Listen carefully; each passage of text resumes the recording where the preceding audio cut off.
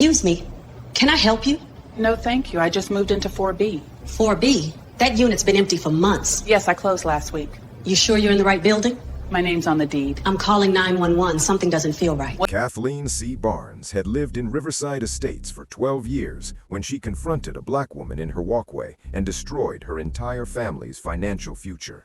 She was 42 years old, blonde, worked part-time as a real estate agent, and considered herself the unofficial protector of property values on Riverside Lane.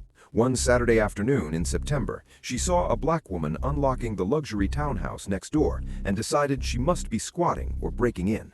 The woman was Jasmine Williams, the 39-year-old newly appointed district attorney for Suffolk County, who had just closed on a $615,000 townhouse and was moving in her belongings. Despite Williams showing her DA badge and explaining she was the new homeowner, Kathleen called 911 anyway. Before we continue, where are you watching from? If this is your first time here, please hit that subscribe button. Stories like these need to be shared, and your support helps us bring more truth to light. The entire confrontation was captured on Kathleen's own Ring doorbell camera, Williams' phone recording, and neighbor dash cams. The footage went viral within 24 hours and triggered a federal civil rights lawsuit that would cost Kathleen and her husband $14 million, their home, their savings, and their reputation. Gone. All because she saw a black woman carrying moving boxes into a luxury townhouse and decided to call 911 on the district attorney. Riverside Estates sprawls across 47 acres of suburban Boston real estate, 97 townhouses arranged in manufactured perfection. This is where people move when they've made it, when the startup finally goes public, or the promotion finally comes through, when the six-figure salary feels real. Townhouses start at $500,000 and climb to $750,000, depending on upgrades and lot position. The development attracts software engineers from the tech corridor, corporate managers from downtown firms, doctors from the hospital networks, lawyers from Boston firms. The kind of people who pay HOA fees without flinching, who install Ring doorbells and security systems, who join neighborhood watch Facebook groups and monitor who's walking down their streets. The kind of people who talk about property values and neighborhood character and maintaining standards. Code words. Everyone knows what they really mean. Kathleen had lived there long enough to consider herself a gatekeeper. She monitored the Facebook group obsessively. She watched her Ring camera feed like it was her job. She reported anyone who looked out of place, which always seemed to mean anyone who wasn't white. When she saw Williams that Saturday afternoon, she didn't see a successful professional woman moving into a home she'd saved 8 years to afford. She saw a threat to property values. She saw someone who didn't belong. She saw an opportunity to be the hero who protected the neighborhood. What Kathleen didn't see coming was the cameras. Her own Ring doorbell captured everything in high-definition video and crystal-clear audio. Williams' phone recorded the entire confrontation from a second angle. The neighbor across the street, horrified by what she was witnessing, turned on her dash cam and captured it from a third perspective. 3 cameras, 3 angles, one undeniable story. The irony would have been funny if it wasn't so devastating. Kathleen had installed surveillance technology to feel safe, to monitor her neighborhood, to document suspicious activity.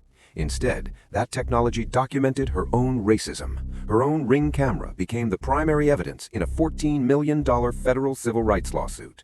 The footage went viral within hours. By Sunday morning, millions of people had watched Kathleen Barnes calling 911 on a black woman holding keys to her own house, showing her district attorney badge, explaining calmly that she was the legal owner. Millions of people heard Kathleen dismiss the badge as fake, heard her say Williams looked suspicious, heard her insist she didn't belong in a $615,000 townhouse. The internet doesn't forget, the internet doesn't forgive, and federal civil rights law doesn't either. Within 5 months, the Barnes family would owe $14 million they could never pay. Their home would be foreclosed and sold at auction. Their retirement accounts would be seized by court order. They would file bankruptcy, but federal civil rights judgments survive bankruptcy. The debt would follow them for the rest of their lives, 25% of every paycheck, garnished monthly, forever. All because Kathleen spent 3 hours on a Saturday afternoon trying to keep a black woman out of her neighborhood. If you think people who racially profile their neighbors deserve to lose everything, let me know in the comments. And if this is your first time watching, subscribe. These stories need to be told. Kathleen C. Barnes was 42 years old with a blonde bob she maintained religiously every 6 weeks at a salon in Wellesley, 45 minutes away, because she insisted they were the only ones who got the color right. She worked part-time as a real estate agent, showing houses 3 days a week, making roughly $43,000 a year when commissions were good. Her husband Douglas worked in pharmaceutical sales, pulling in $87,000 annually. Combined household income of $130,000, comfortable for suburban Boston, not wealthy, but enough to afford the $680,000 townhouse they bought in 2011 when the development was new. They had equity now, they had status, they had something to protect. Kathleen had lived in Riverside Estates longer than almost anyone. 12 years of watching neighbors come and go, of witnessing property values climb from $420,000 to $615,000, of witnessing the neighborhood transform from young professionals to established families. She'd appointed herself captain of the Riverside Estates Neighborhood Watch Facebook group. Not officially, no one had voted, no one had asked, but she posted the most, monitored the most, reported the most. The group had 184 members. Kathleen treated it like her personal surveillance network. She had a history. The HOA board members whispered about it at meetings, rolled their eyes when her name appeared in the complaint queue. 3 years ago, she'd reported a Hispanic landscaping crew for casing houses, looking through windows, behaving suspiciously. Turned out they were hired by the HOA to bid on a maintenance contract. The board president had to apologize. 2 years ago, she called the police on a black UPS driver for walking suspiciously between houses. He was delivering packages. The police told her to stop wasting their time. Last summer, she stood up at an HOA meeting and complained about an Asian family's foreign cooking smells infiltrating the neighborhood and lowering property values. The board made her apologize publicly. She did, but she didn't mean it. The HOA kept files on every homeowner. Kathleen's had a note added after the cooking smell incident. Overzealous reporting, possible racial bias issues, handled diplomatically to avoid discrimination lawsuit. The property manager had flagged her as a legal liability. But no one wanted the confrontation of telling her to stop. Easier to just manage her quietly, deflect her complaints, hope she'd eventually get bored or move away. She never did. Instead, she doubled down. When Ring doorbells became popular, Kathleen installed hers within a week. Top-of-the-line model, $250, positioned to capture not just her front door, but the entire street view. She checked the app constantly, during the day between showings, at night before bed, first thing in the morning with her coffee. She monitored every car, every pedestrian, every delivery truck. She posted screenshots in the Facebook group with captions like, "Does anyone recognize this vehicle?" and "Unfamiliar person walking on Riverside Lane at 3 p.m." She considered herself the neighborhood's first line of defense, the protector of property values, the guardian of standards and character. When the townhouse next door went up for sale in August, Kathleen had watched the process obsessively. She attended the open houses uninvited, lurking in corners, sizing up potential buyers. When the sold sign appeared, she immediately checked public property records. New owner, J. Williams. Purchase price, $615,000. She assumed it was a married couple. Maybe James and Jennifer Williams. Maybe John and Jessica. White, professional, appropriate, the kind of people who belonged. That Saturday morning, when the moving truck pulled up, Kathleen was already watching from her front window, Ring app open on her phone, ready to welcome her new neighbors. Then she saw who got out of the Mercedes. Jasmine Williams was 39 years old, 5'7", with natural hair she wore in professional styles that changed with her mood and the season. Right now, it was pulled back in a sleek bun because moving day required practicality. She was the district attorney for Suffolk County, Massachusetts, the first black woman to hold that position in the county's 240-year history. The appointment made news. The Boston Globe ran a profile. The legal community celebrated. But Williams knew the truth. She'd earned it through 15 years of relentless work, not through symbolic gestures or diversity quotas. She'd started as an assistant district attorney, making $58,000 a year, straight out of Harvard Law School, where she'd attended on a full scholarship. Before that, she'd been a public defender for 3 years, representing defendants who couldn't afford attorneys, learning the system from the inside. She switched sides because, as she told the governor during her interview, "I wanted to reform the system from the inside, not just fight it from the outside." She worked homicide cases, putting away killers who thought they'd never be caught. She ran the Special Victims Unit, prosecuting sexual predators and child abusers. She built the Hate Crimes Division from scratch, going after white supremacists, violent bigots, people who attacked others for their race, religion, sexual orientation. She'd put away domestic terrorists, corrupt officials, cops who abused their power. She knew the law better than anyone in that courthouse. She'd studied every precedent, memorized every statute, understood every loophole. The governor appointed her after a competitive national search because she was the best candidate, not just a good one. Her annual salary as DA was $185,000. Good money, but not wealth. Not in Boston, where housing prices had exploded beyond reason. She'd saved for 8 years to afford the $615,000 townhouse at 47 Riverside Lane. 20% down payment plus closing costs meant she needed $135,000 in cash. She took every overtime shift. She lived in a cramped one-bedroom apartment in Cambridge with IKEA furniture and no cable. She delayed vacations, skipped expensive dinners, drove a 2015 Honda Civic until the DA position required her to lease something more professional for court appearances and community events. Single, no children, no one depending on her income but herself. She dedicated everything to the work. 70-hour weeks were normal. 80-hour weeks during trials. She prosecuted civil rights violations because she believed in justice, in accountability, in using the law to protect people who couldn't protect themselves. Moving day was supposed to be a celebration. She'd closed on the townhouse Friday afternoon, September 15th, signing 47 pages of documents, handing over a cashier's check for $123,000, and receiving the keys to her first home. At 39 years old, after 15 years of sacrifice and discipline, she owned property, real property with her name on the deed. She took Saturday off, rare for her, almost unheard of, because this mattered.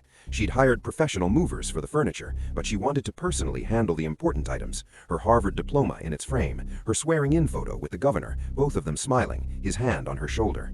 Her late father's law books from his years as a public defender, the margins filled with his handwritten notes. These weren't just possessions, they were her history, her legacy, her proof that she'd made it.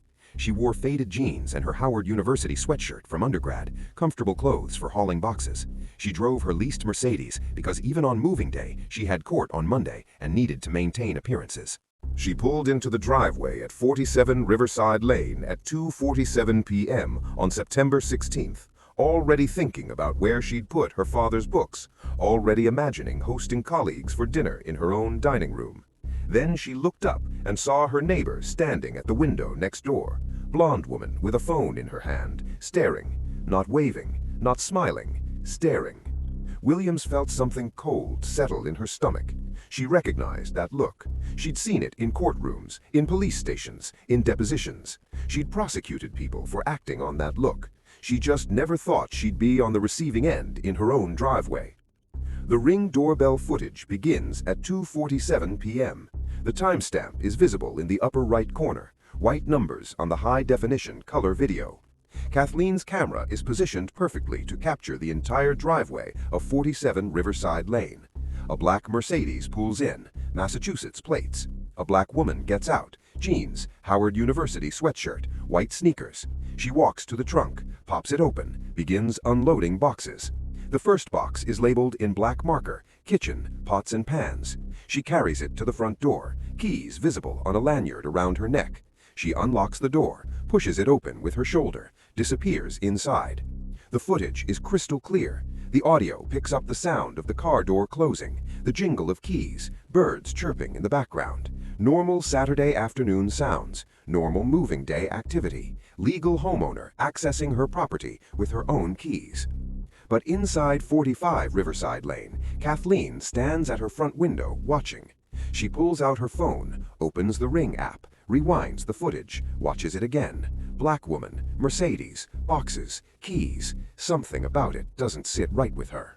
At 2:51 p.m., 4 minutes after Williams first arrived, Kathleen texts her husband, black woman at the Miller's house. She's taking things. Call me. She doesn't text new neighbor moving in. She doesn't text someone's here. She texts taking things because in her mind, that's what's happening. A black woman can't be the legal owner. Must be theft. She watches for 16 more minutes. The Ring footage captures everything in precise detail. At 2:54 p.m., Williams makes her second trip. Box labeled bedroom, linens. Same process. Trunk to door. Keys on lanyard. Unlock. Inside. At 3:01 p.m., third trip. Box labeled office, law books. Keys still visible. Door still unlocking with those keys. At 3:08 p.m., fourth trip. Smaller box, no label visible, but same routine. Williams is methodical, unhurried, moving at the pace of someone settling into their own home. Each trip is captured on camera. Each trip shows the keys. Each trip shows normal behavior. There's nothing suspicious happening, nothing illegal, nothing that would justify concern from a reasonable person. But Kathleen isn't operating on reason. She's operating on assumption. She watches the ring footage over and over, zooming on Williams' face, on the boxes, on the Mercedes license plate. She screenshots images and considers posting them to the Neighborhood Watch Facebook group, but decides to handle this herself first.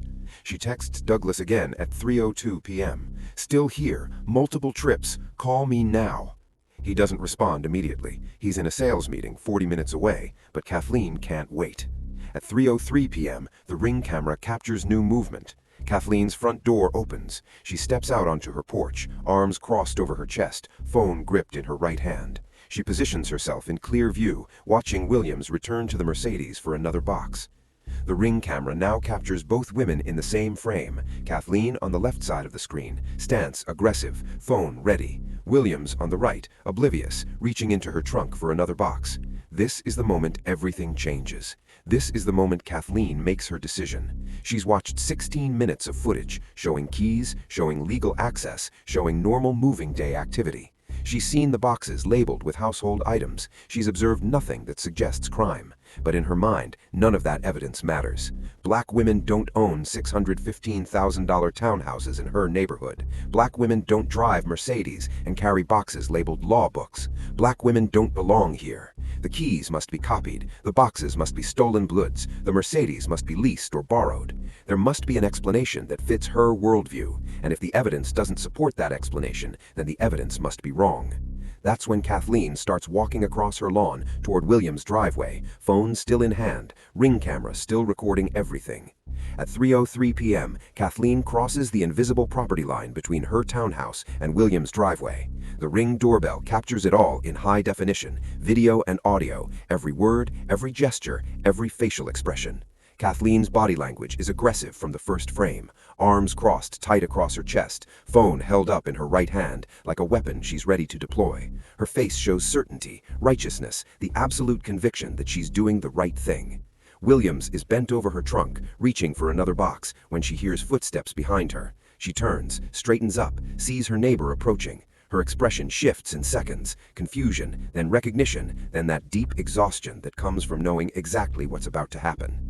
"Excuse me, what are you doing at that property?" Kathleen's voice is sharp, demanding, the tone of someone who expects immediate answers and compliance. Williams stops, sets down the box she'd just picked up, turns fully to face this woman she's never met. She exhales slowly, visibly collecting herself. The ring camera captures it all. "I'm moving in. Just signed the lease. Actually, I bought it. Closed on Friday." Her voice is calm, measured, the prosecutor's voice she uses in courtrooms when dealing with hostile witnesses. Kathleen's face shows pure skepticism. Her eyebrows raise, her mouth twists. The ring footage captures every micro-expression. "That's a $600,000 townhouse. Are you sure you can afford this neighborhood?" The question hangs in the air between them. The implications are crystal clear. The subtext isn't even sub, it's right there on the surface. Williams' jaw tightens. The camera catches it. Her shoulders straighten. "Pretty sure. I paid $615,000. My mortgage is approved. Would you like to see my closing documents?" She's being professional, reasonable, offering evidence even though she has no obligation to prove anything to this woman. Kathleen shakes her head, dismissive. "I don't know you. I've lived here 12 years. I know everyone on this street. You don't belong here." The words land like accusations. Williams pulls her keys from her pocket. They're on a lanyard. They've been visible this entire time. They've been visible in 16 minutes of ring footage, and holds them up. "These are my keys to my house that I own." The camera zooms in automatically on motion, capturing the keys clearly. Williams jingles them slightly for emphasis. Kathleen barely glances at them. Her eyes flick to the keys and away, dismissing the evidence. "Anyone can copy keys. I need to see real proof." Williams stares at her for a long moment, the ring camera capturing her expression, shifting from patience to disbelief to grim recognition. She turns, walks 3 steps to her Mercedes, reaches through the open driver's side window, pulls out her badge wallet from the center console. She walks back, flips it open. The gold badge catches the afternoon sunlight. Jasmine Williams, District Attorney, Suffolk County. She holds it at eye level, directly in Kathleen's line of sight. The Ring camera captures it clearly enough that you can make out the seal, the text, the official nature of it. Kathleen's expression doesn't soften, it hardens. Her mouth forms a tight line, her eyes narrow. That's not real. You can buy those online. I'm calling the police. Williams' voice remains steady, but her eyes show exhaustion. Not the physical tiredness of moving boxes, the deeper exhaustion of being questioned in a space you have every legal right to occupy. Because I'm black? The question is direct, unflinching, putting the racism right out in the open where it can't be ignored. Kathleen pauses. The Ring timestamp shows 2 seconds of silence. 2 seconds where she could say no, could backtrack, could recognize what she's doing. Instead, because you look suspicious. Williams pulls her phone from her back pocket with the free hand, badge wallet still open in the other. She swipes to the camera app, hits record, aims it at Kathleen. Now there are 2 cameras capturing this. Then you just made the most expensive mistake of your life. $14 million expensive. Her voice is calm, factual, prosecutorial. She's not threatening, she's stating the legal consequences that she, as the district attorney, knows will follow. But Kathleen's already pulling up her phone, already dialing 911, her fingers moving across the screen with absolute certainty. She's convinced she's protecting her neighborhood from an intruder, protecting property values from decline, protecting the character and standards of Riverside Estates. She has no idea she's about to lose everything. At 3:06 p.m., Kathleen's phone connects to 911 dispatch. The entire conversation is recorded automatically, standard procedure for emergency calls. The recording would later be released under Massachusetts public records law, a request Williams, as district attorney, knew exactly how to file and exactly how to ensure couldn't be denied. The audio quality is clear. Kathleen's voice is breathless, urgent, convinced she's reporting a crime in progress.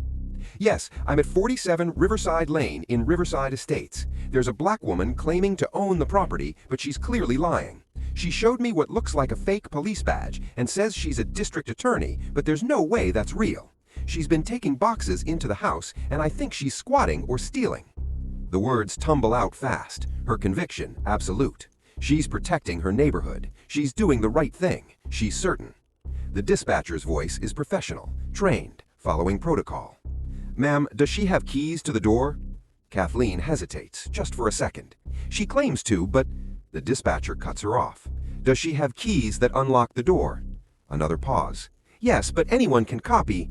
The dispatcher's tone shifts slightly, patience wearing thin. Ma'am, if she has keys that work and she's moving belongings, she's likely a legal resident or owner. What specific illegal activity are you reporting?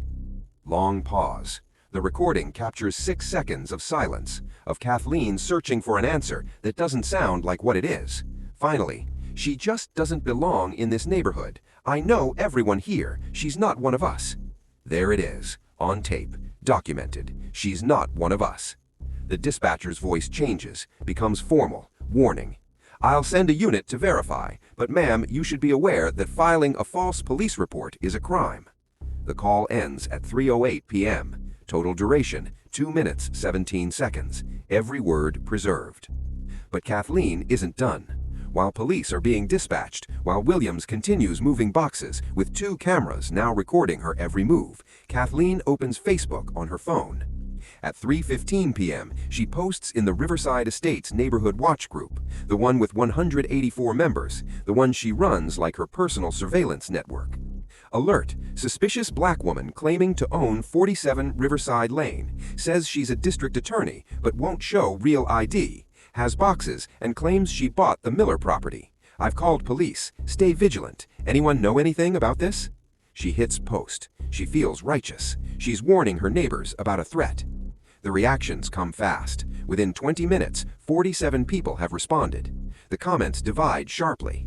Thanks for keeping us safe, Kathleen, writes Deborah from Riverside Circle, adding a heart emoji. You're always watching out for us. Michael from Riverside Court agrees. But others aren't convinced. Are you sure she's legitimate? Posts Sarah, who lives 3 doors down and has watched the whole thing from her window. This seems like racial profiling, writes James from Riverside Lane. You should delete this before you get sued. Rachel posts a simple, "This is wrong." Someone, the exact identity would later be disputed in depositions, takes a screenshot. That screenshot, with all its comments and reactions, will become Exhibit F in the federal civil rights lawsuit. Digital evidence, time-stamped, permanent. At 3:22 p.m., 16 minutes after Kathleen's 911 call, 9 minutes after her Facebook post, Douglas Barnes pulls into their driveway. He'd been in a sales meeting 40 minutes away when he got Kathleen's texts. Black woman at the Miller's house. She's taking things. Call me. Then, still here. Multiple trips. Call me now. He'd excused himself, told his clients there was a family emergency, driven home at 15 miles over the speed limit. Now he's here, and he's angry. The Ring camera captures his arrival. He parks crooked, half blocking the street, gets out without closing his door properly, strides directly toward Williams. She's at her trunk again, loading another box onto her hip, when Douglas approaches. His body language is aggressive, threatening. He positions himself between Williams and her front door, blocking her path. "My wife called. You need to leave, now." His voice is loud, meant to intimidate.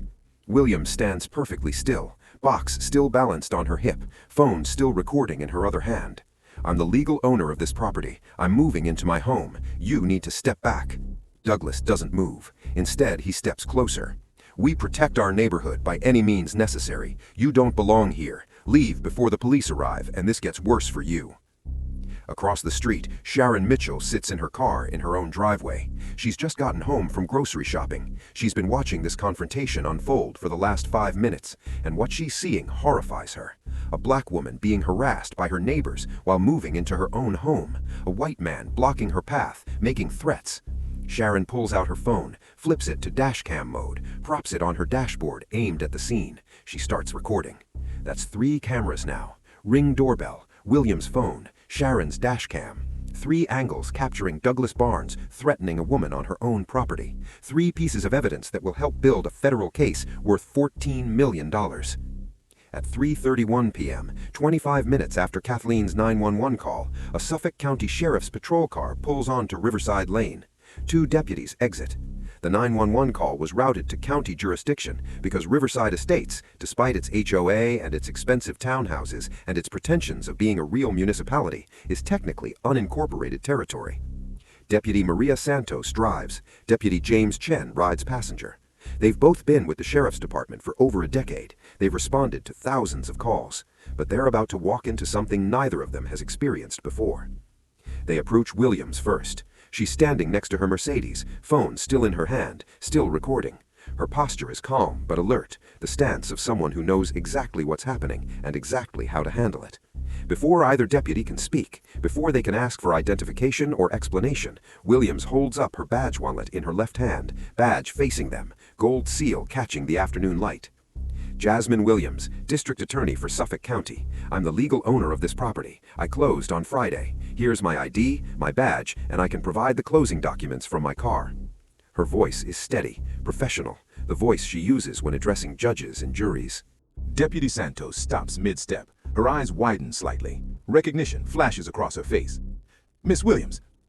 Madam District Attorney," she corrects herself, adjusting to protocol, to the hierarchy that just became very clear. "I'm so sorry. We received a call about—" Williams cuts her off, not rudely, but firmly. She's taking control of this situation. "I know what the call was about. My neighbor saw me moving into my own home and called 911. She gestures toward Kathleen, who's still standing on her porch, Douglas now beside her, both of them watching this interaction with growing unease. Williams continues, her prosecutor voice fully engaged now. "I need everything documented. I want the 911 recording preserved under public records law. I want all Ring doorbell footage from this address pulled and secured as evidence. I want witness statements from anyone who observed this interaction. I'm filing a formal complaint with your department, and I'm pursuing federal charges for violation of my civil rights under 42 U.S.C. Section 1983 and the Fair Housing Act." She's rattling off statute numbers from memory, building her case in real time, right here in her driveway, with 3 cameras still recording. Deputy Chen pulls out his notepad, flips it open, starts writing. He glances at Santos, who nods almost imperceptibly. They both understand what's happening. They've just responded to a call where someone racially profiled the district attorney, their boss's boss's boss, the chief law enforcement officer for the entire county. This is going to be documented in excruciating detail. Kathleen can't stay silent anymore. She hurries over from her porch, Douglas following close behind. "Officers, thank you for coming so quickly. This woman—" Deputy Santos turns to face her, her expression professional but cold. "Ma'am, are you Kathleen Barnes?" Kathleen nods, eager to explain. "Yes, and I—" Deputy Santos cuts her off. "Ma'am, this is District Attorney Jasmine Williams. She is the legal owner of this property. Do you have any evidence that she's committing a crime?" Kathleen's momentum falters. "She showed me a badge, but I thought—" Deputy Santos's voice gets sharper. "You thought the district attorney's badge was fake." The question hangs there, exposing the absurdity. Kathleen's mouth opens and closes. No good answer exists. Douglas steps forward, trying to salvage this. "We have a right to question strangers in our neighborhood. We were just being cautious."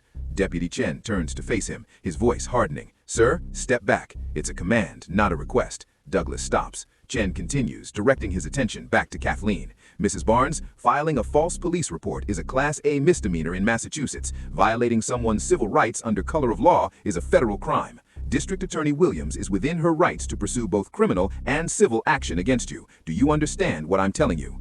Kathleen's face drains of color. The ring camera captures it perfectly, the moment when the consequences start to become real. "But I was just trying to protect—" She trails off because there's no way to finish that sentence that doesn't sound exactly like what it is. Protect the neighborhood from what? From a black woman who owns property? From someone who has every legal right to be here? Williams speaks, her prosecutor voice fully emerged, the voice that has convicted murderers and rapists and corrupt officials. "You'll be hearing from the FBI's Civil Rights Division. I'm filing a federal complaint tomorrow morning, and from my attorneys. I'm pursuing civil damages under the Fair Housing Act for discrimination, intentional infliction of emotional distress, and defamation. Deputies, I want every piece of evidence preserved. The 911 call recording, all surveillance footage from the Ring doorbell at 45 Riverside Lane, the Facebook posts Mrs. Barnes made in the Neighborhood Watch Group, any text messages between Mr. and Mrs. Barnes, and witness statements from anyone who observed this interaction." She's building a legal case in real time, systematically, the way she's built hundreds of cases before. The ring camera captures Kathleen's face as Williams lists the evidence, the realization spreading across her features, the horror. Every surveillance tool she used, every post she made, every text she sent, it's all evidence now, evidence against her. The technology she installed to feel safe, to monitor her neighborhood, to protect property values, it documented her own racism in high-definition video with clear crystal audio. Deputy Santos and Deputy Chen exchange another glance. They've just witnessed the beginning of a federal civil rights case, and they're standing in the middle of it. By 8 p.m. Saturday evening, 5 hours after the confrontation, Williams had made her first call to the FBI's Civil Rights Division in Boston. She spoke directly with the supervising agent, outlined the incident, referenced the multiple video recordings, mentioned the 911 call and the Facebook post. She provided her credentials, her contact information, and requested a formal investigation. The agent, recognizing immediately who was calling and understanding the implications, assured her the case would be opened Monday morning. Williams thanked him and hung up. She spent the rest of Saturday evening unpacking boxes in her new home, methodical and calm, already thinking like a prosecutor building a case. By Sunday morning, the Ring doorbell footage was on Twitter. A neighbor, someone who'd witnessed the entire confrontation from across the street, someone who'd been horrified by what she saw, had somehow obtained the video and leaked it with a caption that would be shared millions of times. Kathleen calls cops on the district attorney moving into her own house. This is Massachusetts, 2023. The tweet included the full Ring footage, 3 minutes and 47 seconds of high-definition video with clear audio. But what made it go truly viral was how someone edited it into a split-screen format. Left side of the screen, Kathleen, arms crossed, phone held up, aggressive stance, calling 911. Caption overlaid in bold yellow text, "You look suspicious." Right side of the screen, Williams, calm and composed, holding her district attorney badge at eye level, professional blazer visible over her Howard sweatshirt. Caption overlaid in bold yellow text, "Because I'm black?" The visual contradiction was perfect, devastating, impossible to misinterpret. The split screen showed exactly what happened, a black woman being racially profiled while holding literal proof of her authority and ownership. By Sunday evening, it was everywhere. The tweet had 2.3 million views. It had been shared 47,000 times. The replies ranged from outrage to dark humor to detailed legal analysis. Someone identified Williams from the badge, confirmed she was indeed the Suffolk County DA, posted screenshots of her official bio and swearing-in ceremony. Someone else identified Kathleen from her real estate license photo, posted her work history, found her Facebook profile. The internet doesn't forget. The internet doesn't forgive. Within 48 hours, the story had jumped from social media to mainstream news. CNN covered it Monday morning, playing the ring footage in full, interviewing legal experts about Fair Housing Act violations and civil rights law. MSNBC featured Williams in a live interview Tuesday evening. She appeared in a tailored navy suit, her prosecutor voice calm and measured. "I showed my keys. I showed my badge. I explained I was the legal owner. She called 911 anyway. This isn't about a misunderstanding. This is about racism." The Boston Globe ran a front-page story Wednesday with the headline, "DA profiled while moving into own home," alongside a still image from the ring footage showing Williams holding her badge. Then Kathleen and Douglas made a catastrophic decision. They gave an interview to a local news station, thinking they could explain themselves, thinking they could control the narrative. The interview aired Thursday evening. It was a disaster. Douglas, sitting on their living room couch, arms crossed defensively. "We have a right to protect our property values. You don't know who's moving in these days. Crime is up everywhere. We were just being cautious." Kathleen, wearing too much makeup that the camera lights made worse, voice shaking. "I didn't know she was really a district attorney. She didn't look like one. She was in jeans and a sweatshirt. How was I supposed to know?" The clip was cut, shared, played millions of times. "She didn't look like one" became an instant meme.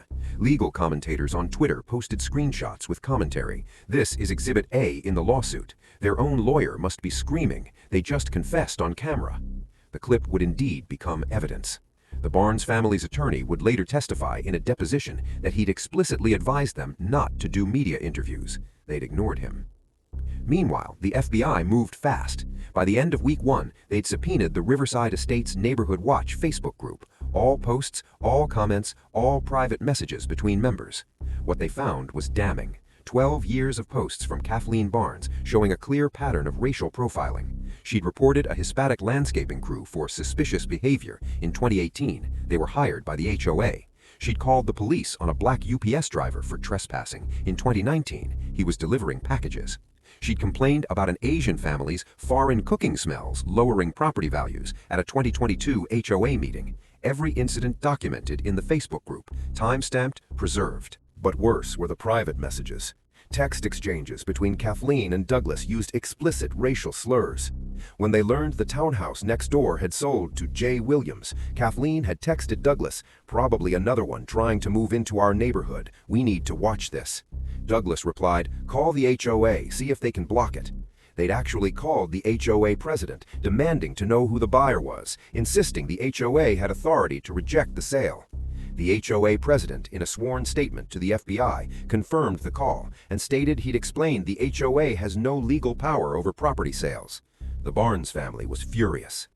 All of it, Facebook posts, private messages, text exchanges, phone records, witness statements, went into the FBI's case file. All of it would be turned over to Williams' attorneys. All of it would become evidence. At Williams' direction, her legal team filed the lawsuit in U.S. District Court, District of Massachusetts, at 9 a.m. on Monday, September 25th, 9 days after the confrontation. The case name, Jasmine Williams versus Kathleen C. Barnes and Douglas Barnes.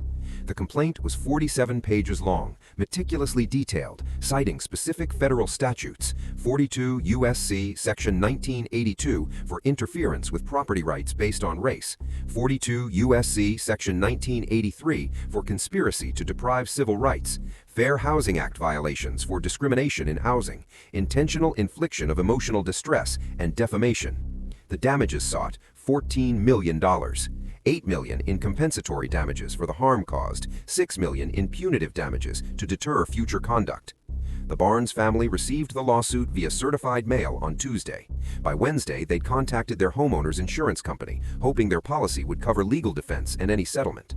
The insurance company's response arrived Friday, a 2-page denial letter. Intentional acts of discrimination are explicitly excluded from coverage under Section 4B of your policy. The company will not provide defense or indemnification for this claim. The Barnes family was on their own. They had a $680,000 townhouse with $340,000 in equity, $127,000 in retirement accounts, and $23,000 in savings. Total assets, roughly $490,000. They were being sued for $14 million. The math was simple and devastating. 5 months later, February 2024, the Barnes family sat in a conference room on the 14th floor of a downtown Boston office building, their attorney's office, neutral territory for court-ordered mediation. The room was corporate beige with a long table and uncomfortable chairs. Across from them sat Jasmine Williams in a charcoal gray suit, her hair pulled back in a professional bun, flanked by 3 attorneys in equally sharp suits. In front of her on the table, 4 large binders, each one labeled and tabbed, containing every piece of evidence her team had compiled. The binders sat there like an indictment, thick and undeniable. The Barnes family's attorney, a criminal defense lawyer they'd hired after 2 other firms refused to take the case, cleared his throat and delivered the news he'd been preparing them for since December. They have 47 pieces of documented evidence, Ring doorbell footage showing the entire confrontation with timestamps and audio. Your phone recording, Mrs. Barnes, of Miss Williams from a second angle. The 911 call recording where you explicitly said she doesn't belong in this neighborhood and she's not one of us. Text messages between you and your husband containing racial slurs. Facebook posts from your neighborhood watch group showing a 12-year pattern of racially motivated complaints. Private messages where you discussed trying to block the sale. Witness statements from neighbors who observed the confrontation. Your media interview where you said she didn't look like a district attorney. All of it, documented, time-stamped, admissible. He paused, let that sink in, then continued. If this case goes to trial in Suffolk County, which is her jurisdiction, where she's the district attorney, where she's prosecuted cases for 15 years and built relationships with every judge and court officer, the jury will award more than $14 million. Juries in civil rights cases want to send messages. They want to punish this kind of behavior. We have no defense, none. Every piece of evidence supports her claims. My professional recommendation is that you settle. The Barnes family sat silent. Kathleen's eyes were red from crying. Douglas's jaw was clenched so tight you could see the muscle working. They'd spent 5 months living with this. 5 months of legal bills they couldn't afford. 5 months of public humiliation as their faces remained on social media, attached to headlines about racism and district attorneys and million-dollar lawsuits. Their attorney opened a folder, pulled out a financial summary. You have $680,000 in home equity after your mortgage. You have $127,000 in retirement accounts. You have $23,000 in savings. Total assets, $830,000. You're being sued for $14 million. Even if we liquidate everything you own, you're $13.2 million short. Kathleen started crying harder. Douglas leaned forward, desperation in his voice. We can't pay this. We'll lose everything. The house, our retirement, everything we've worked for. This will destroy us. His voice cracked. We were just trying to protect our neighborhood. Williams spoke for the first time. Her voice was calm, prosecutorial, the voice that had cross-examined hundreds of defendants. You saw me with keys to my own house, keys I used to unlock the door 4 times while you watched. You saw my district attorney badge, a real badge with a real seal that I held directly in front of your face, and you called 911 anyway. You didn't call because you saw a crime. You called because you saw a black woman and decided she didn't belong. Then you posted my photo online. You wrote that I was suspicious and warned your neighbors about me. Your husband came to my property and threatened me, told me to leave by any means necessary. You did all of this, knowing exactly what you were doing. Now you'll pay exactly what the law demands. The settlement was read into the record 1 week later. Total judgment, $14 million. The payment structure was brutal and permanent. Forced sale of the townhouse at 45 Riverside Lane. Foreclosure proceedings to begin immediately. Property to be sold at auction. All equity to be surrendered. Liquidation of all retirement accounts, with the court seizing the funds directly. Seizure of all bank accounts and savings. And then, because even liquidating everything they owned wouldn't come close to $14 million, wage garnishment for the rest of their natural lives. 25% of all income from any source garnished at the source and paid directly to Williams, forever. If Douglas made $50,000 a year, $12,500 would be taken before he ever saw it. If Kathleen made $30,000, she'd lose $7,500. Every paycheck, every month, every year for the rest of their lives. The settlement also required a public apology. Kathleen and Douglas refused to read it. They refused to stand in court and admit what they'd done. So the judge read it herself, into the official court record, while the Barnes family sat silent and furious. The apology acknowledged the racial profiling, admitted the harm caused, and stated that their actions violated Williams' civil rights. It was entered as part of the permanent court record. Additionally, a 5-year restraining order prohibited any contact with Williams or her property, and 200 hours of fair housing education to be completed within 18 months with proof of attendance submitted to the court. Within 6 months, the consequences cascaded. The townhouse at 45 Riverside Lane was foreclosed in April and sold at auction in May for $695,000. After paying off the remaining mortgage, the equity went directly to Williams. The retirement accounts were seized by court order in March, $127,000 transferred in full. The savings account was emptied. Douglas lost his pharmaceutical sales job in April when his company learned about the lawsuit and decided his presence was a liability. Kathleen's real estate license was suspended by the Massachusetts Board of Real Estate in May after a disciplinary hearing determined her conduct violated professional ethics standards. She couldn't work as a realtor anymore. They filed for Chapter 7 bankruptcy in June, hoping to discharge the debt. Their attorney filed the petition listing the $14 million judgment as an unsecured debt. The bankruptcy trustee reviewed it and delivered the final blow. Federal civil rights judgments cannot be discharged in bankruptcy. The debt survives. It's an exception written into federal bankruptcy law specifically to prevent people from escaping consequences for civil rights violations. The Barnes family would owe this money forever. By September, 1 year after the confrontation, Kathleen and Douglas Barnes had moved to a 1-bedroom apartment in a town 40 miles west of Boston. Rent, $1,500 a month. Douglas worked at a big box hardware store, making $35,000 a year. Kathleen worked at a department store, making $28,000 a year. Combined income, $63,000. The wage garnishment took $15,750 annually. They lived on $47,250 before taxes. Their old life, the $680,000 townhouse, the $130,000 household income, the comfortable middle-class existence was gone forever. And every month, 25% of their paychecks were automatically deducted and sent to Jasmine Williams. Williams, meanwhile, took the settlement and put it to work. She donated $1 million to fair housing organizations in Massachusetts, funding legal aid for people who face housing discrimination but can't afford attorneys. She settled into her townhouse at 47 Riverside Lane. Some neighbors welcomed her warmly, apologized for the Barnes family's behavior, brought housewarming gifts. Others remained distant but never dared to question her presence again. The townhouse next door, the one the Barnes family had owned, sold to a young couple, an interracial couple as it happened.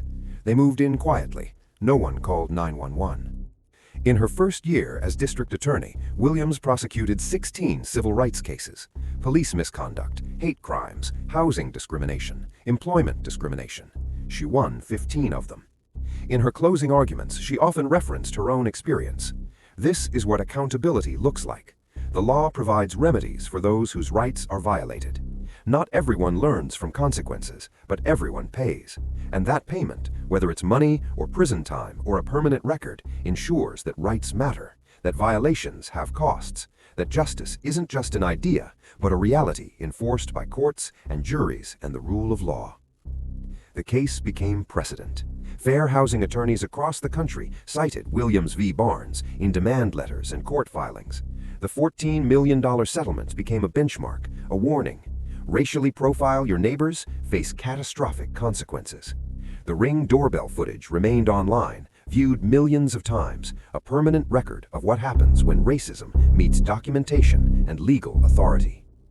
Should people who racially profile their neighbors face million-dollar consequences? Should wage garnishment for life be the penalty for calling 911 on someone because of their race?